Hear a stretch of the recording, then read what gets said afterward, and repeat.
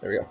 Hello, welcome back. This is match 2. We are match 2 with our white-black vampires list. We are limited experience. I'm Chris. He's Adam. Just in case you didn't know. It's been a few days real time since we last recorded, just because life got in the way. But let's see what we can do. I don't particularly like the sand. I'm kind of with you on that one. I mean, sure, it has the best card in the game in it, but it doesn't have enough mana to play it. Yeah, I think you're right. I like the sand a lot more. It has the best card in the game and the mana to play it. And things to do up until then. We'll keep that. I don't think we want the cutthroat on top. Yeah, because it doesn't really do anything. In most situations, it's just a 4-drop 3/3 anyway, or at least in our case. Alright.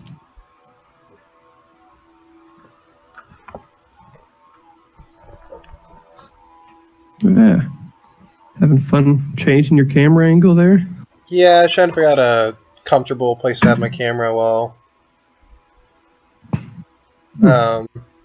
having my laptop balanced. So question, why'd you drop a second swamp instead of the plains? To conceal a minor amount of information. If I remember correctly, this deck doesn't have anything that costs double white. So we have no inclination to play a plains before needing the plains. Yeah, we'll take this. Okay, that and keeping our opponent from knowing your second color is vaguely helpful sometimes. Okay. So I'm not sure what we do with our turn here. I think it's play Pirate's Cutlass, don't worry about equipping Swing 2. Makes sense to me. We might as well swing then drop the Cutlass though so we can feel all pro-played and stuff. Gotta bluff them combat tricks. We don't have any combat tricks and they don't have any mana open. I'm taking advantage of the they fact... might force of will. I'm taking advantage of the fact that the game auto-passes as long as I'm tapped out to save a little bit of time because we usually end up lagging. I think we just play the Paladin of the Bloodstained. Or do you think we equip the Pirate's Cutlass and just stay in the red zone? I think we drop the Paladin of the Bloodstained so that later we can equip the Pirate's Cutlass to our little 1/1 dude and make a buddy who just bashes in and gets us some life. We can actually, next turn, play Cobbled Wings, equip Cobbled Wings, equip Pirate's Cutlass, and have a 3/2 flyer lifelink. Which is reasonably solid. Yeah, that's difficult to beat, actually. This format's been, like, fairly low-powered in my experience. He hit a Territorial Hammerskull, which is mildly terrifying. Oh, he graveyarded it. Oh. Okay. Maybe he really needs a plains.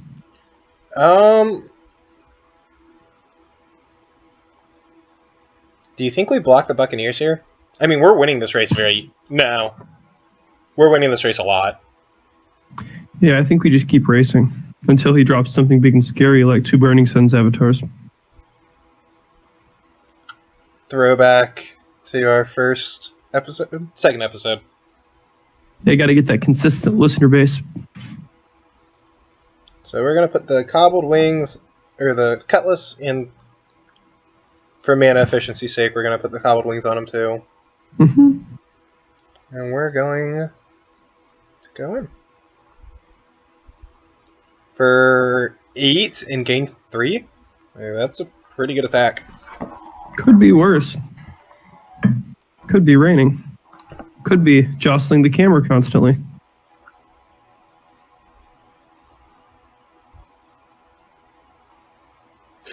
Maybe it's Maybelline. I wouldn't know. He is obviously not worried about our attack because we are representing Fatal, so he has something to do after combat. Or he's crazy. Okay.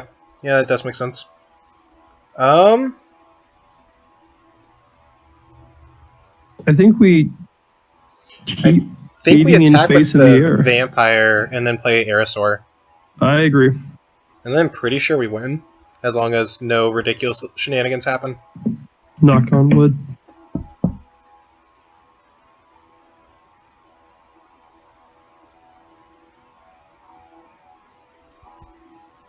Because we're representing 6 damage, and we're going to survive this attack. I can't think of any combat tricks in this format that would give him 4 extra damage. I mean, he could just have, like, Unfriendly Fire and deal 4 to our face, but...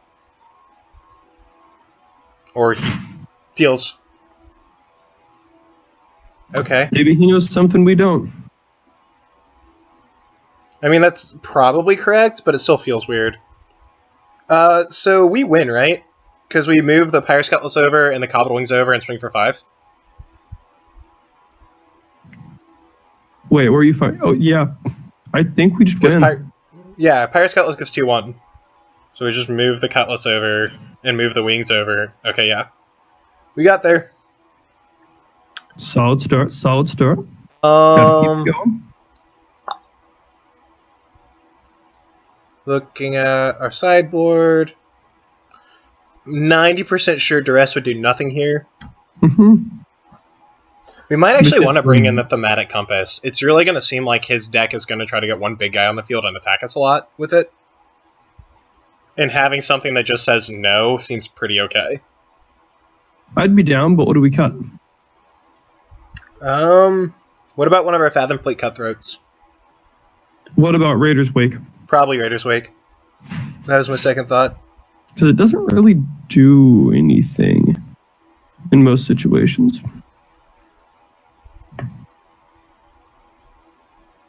I really enjoy this hand.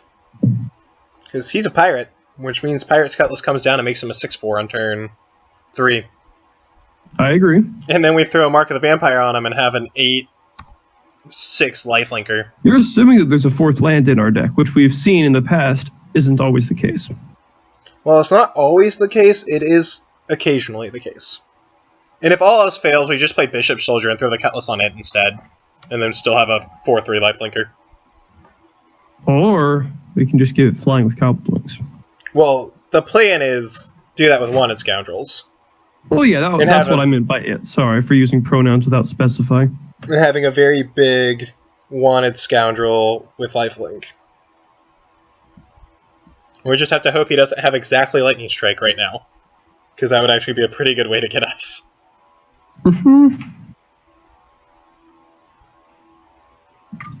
Oh, he has a Captain Lannery Storm. I think we take it. Yeah. Because he can pump Lannery by sacrificing the token, and then he'd get 2 more tokens. And that just seems like a bad trade for us. Hey, we got there. We do have a 4th land. I think it's Pirate Cutlass swing 6. I would agree. Because Pirate's Cutlass, for those that don't know, if it enters the battlefield while you have a pirate, it automatically attaches to that pirate. And it is not a May trigger. It has to happen. Really? Huh. Not that that's particular, like, it's not like you wouldn't use that ability 90% of the time. But you do have to. And I think that's interesting. So you do. Never thought about it. Yep.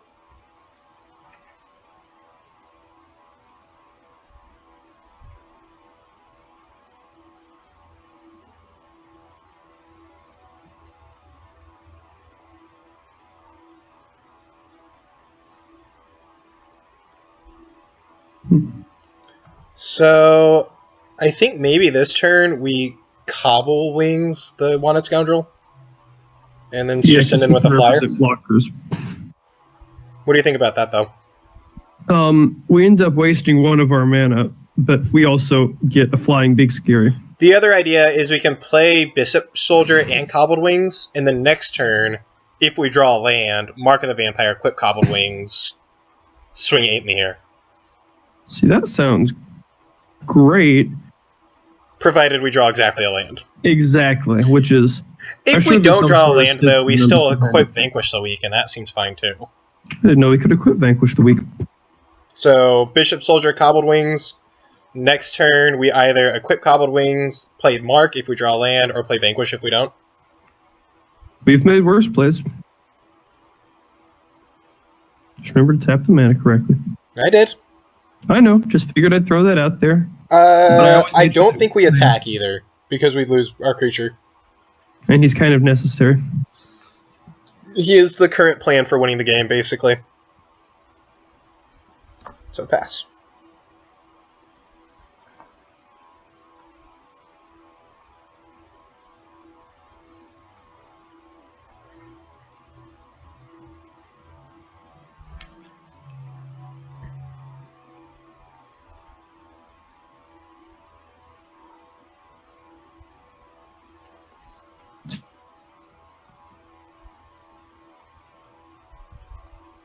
So this is how we wrote up the deck, like when we originally talked about how we wanted it to work. Like, this is the idea of what we had going.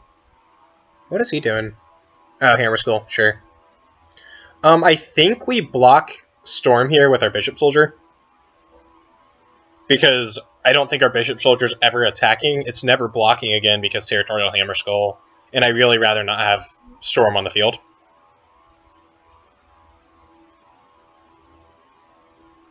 Did I lose you, Chris?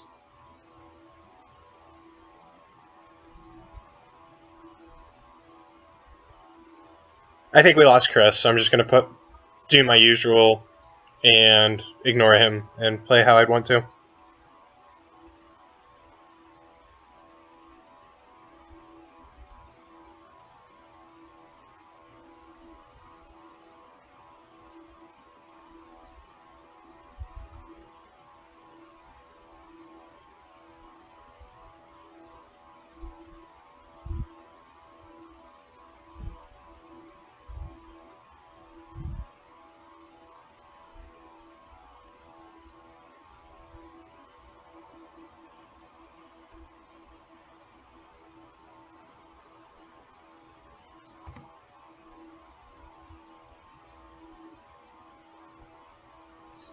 Alright, Chris dropped the call, but he said he could still hear me, but he lost video.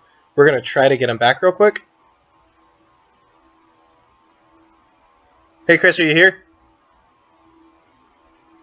Alright, well, while we work out those technical issues, I will see you guys in round 3.